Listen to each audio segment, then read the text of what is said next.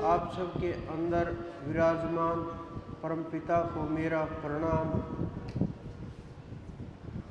आज गुरु पूर्णिमा का उत्सव पूरे विश्व के अंदर, विश्व क्या,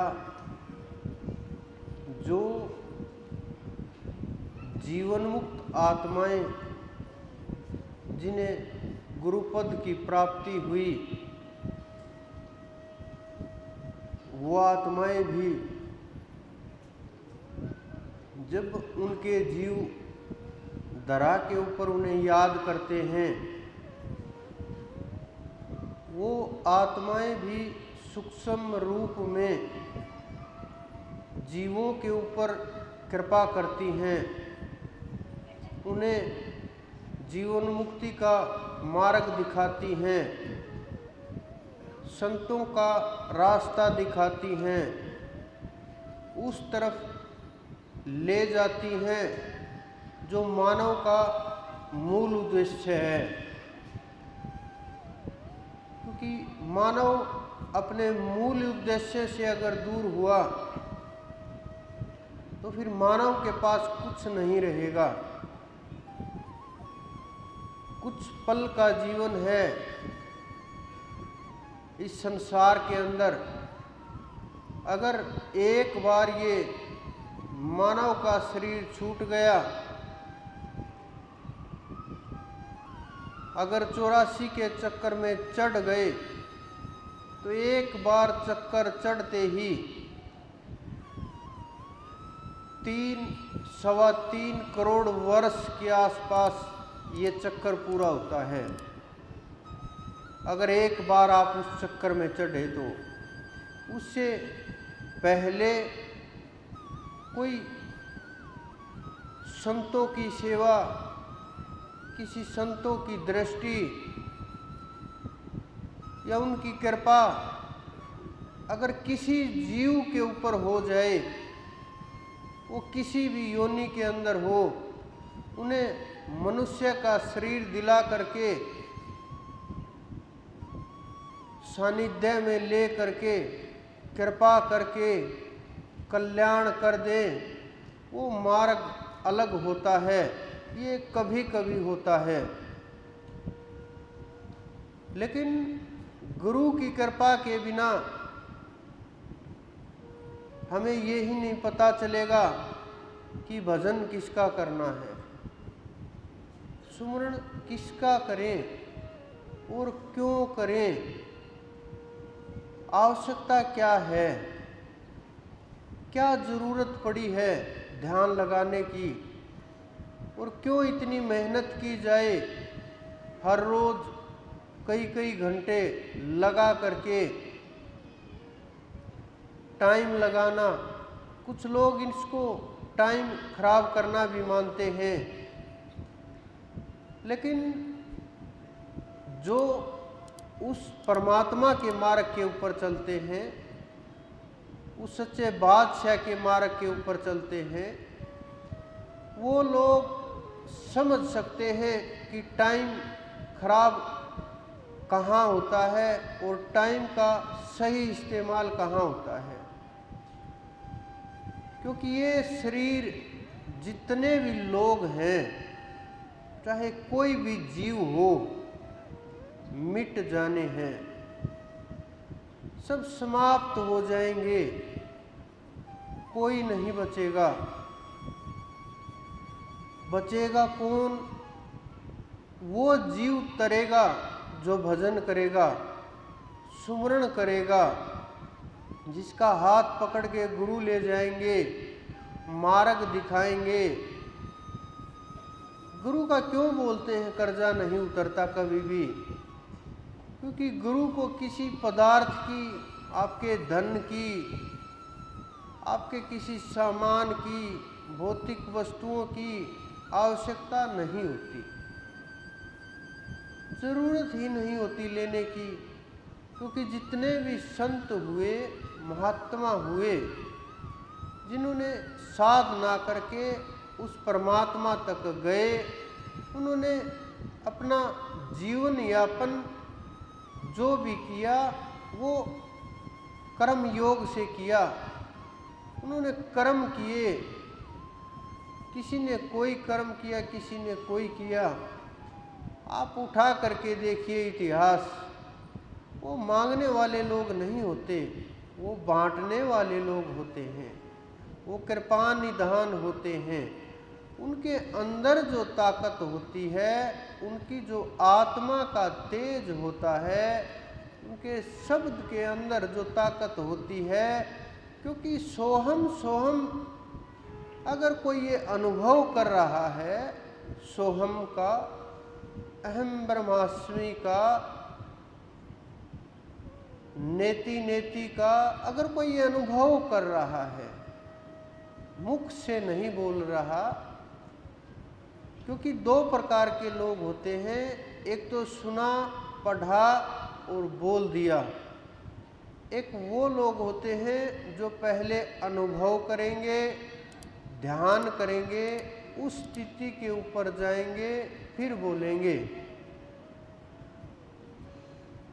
जो लोग उस स्थिति के ऊपर गए हुए हैं, अगर वो भी वहाँ नहीं टिक पाते, भ्रमवश, भूलवश, अज्ञानतावश और किसी कारणवश मन के वशीभूत हो करके नीचे की स्थिति में आ जाते हैं।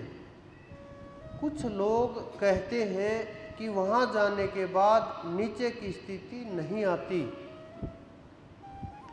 लेकिन सोहम तक की जो स्थिति है वो स्थिति नीचे आ जाती है। वो इसलिए नीचे आ जाती है, आप देखो जितने भी संत हुए, गुरु हुए, अवतार हुए, उन्होंने सबने मानव का शरीर लेकर के लोगों को सही रास्ता दिखाया, लेकिन शरीर मानव का लिया और हर बार उन्हें किसी न किसी माध्यम से, किसी न किसी उद्देश्य से कुछ न कुछ लीलाएं करके, कुछ न कुछ मार्ग दिखा करके अपना काम पूरा किया और निकल गए। लेकिन जिनको हम अवतार मानते हैं, जिनको हम श्रेष्ठ मानते हैं, जिनकी हम पूजा करते हैं, वो लोग पूजा के योग्य हैं, चाहे वो किसी भी रूप में हो, लेकिन वो लोग ध्यान के योग्य मात्र माध्यम हो सकते हैं कि बस माध्यम हैं, लेकिन प्राप्ति के योग्य वो पूर्ण परमात्मा है जो कभी किसी गर्भ में नहीं आता। आप ये समझो, जो गर्भ में आते हैं वो पूर्ण परमात्मा नहीं है। योगी हो सकते हैं, गुरु हो सकते हैं, अवतार हो सकते हैं, कलाधारी हो सकते हैं, ताकतवर हो सकते हैं, अंश युक्त हो सकते हैं, लेकिन वो कभी अवतार नहीं लेता। जिनके एक अंश के अंदर अनेकों अनेक देवी देव घूमते रहते हैं। सबसे पहले करना क्या होता है कि हमें ये पता करना होता है हमें ध्यान किसका करना है। जब हमें ये पता चल जाए ध्यान किसका करना है, ये बताता कौन है, उसके लिए किसकी आवश्यकता होती है, उसके लिए गुरु की आवश्यकता होती है। क्योंकि उन्होंने कहा मामेकम शरणम व्रज, कि मेरी शरण में आओ।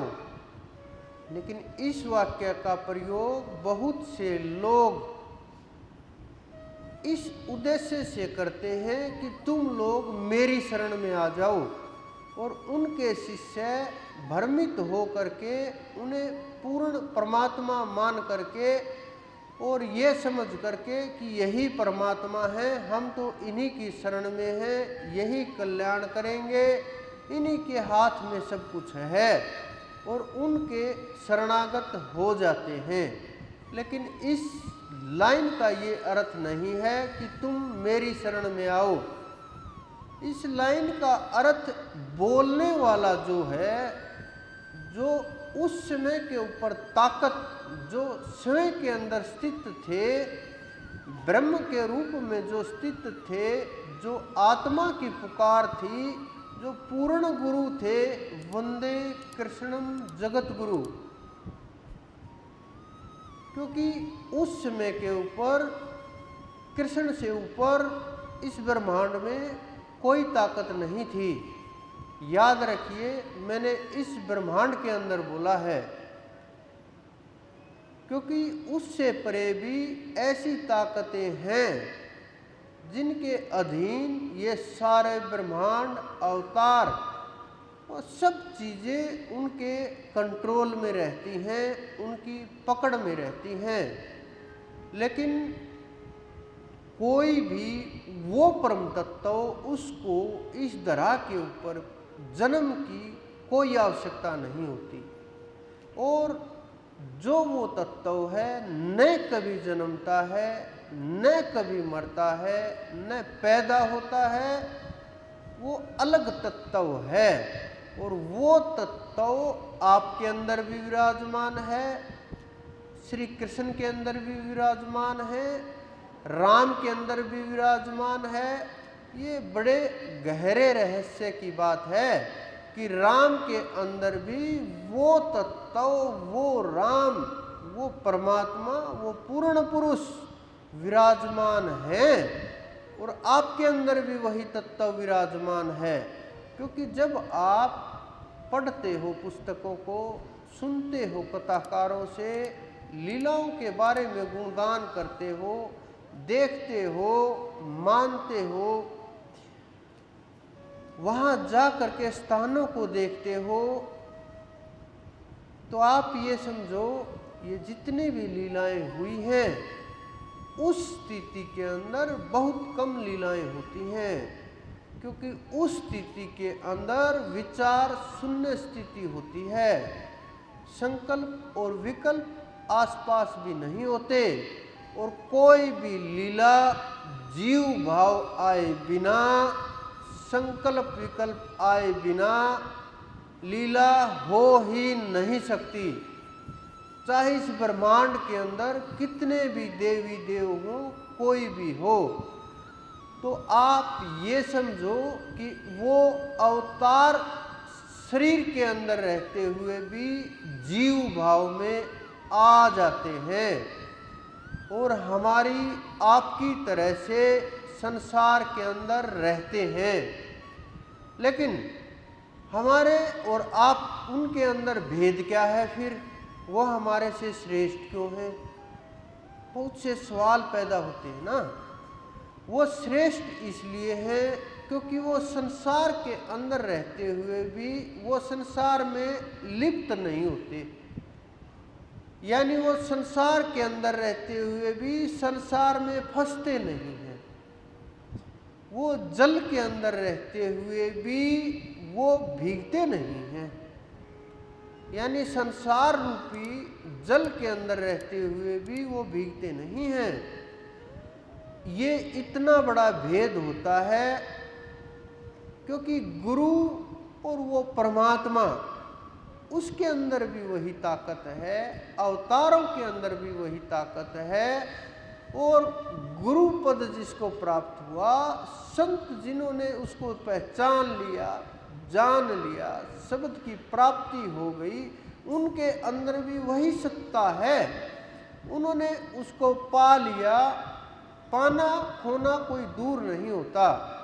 जब आप कथाकारों से सुनते होंगे वैकुंठ का वर्णन करते हुए, लीलाओं का वर्णन करते हुए, गोलोक का वर्णन करते हुए, साकेत का वर्णन करते हुए, वो ऊपर की ओर इशारा करते हैं कि आप वहाँ जाओ, पार्षद लेने आएंगे, रथ आएगा, वहाँ जाओ, वहाँ परमात्मा इंतज़ार कर रहे हैं।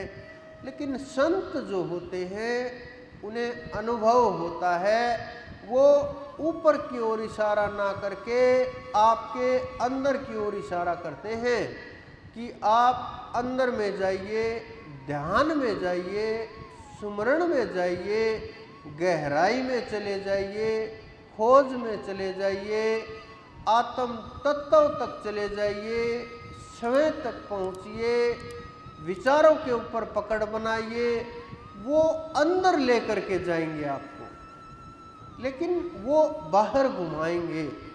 ये अंतर बस अनुभव का अंतर है, क्योंकि संत कर्म में लिप्त नहीं होते। संत कर्म करते हुए भी अकर्ता रहते हैं। इसी प्रकार से अवतार भी कर्म करते हुए अकर्ता रहते हैं। उस स्थिति के अंदर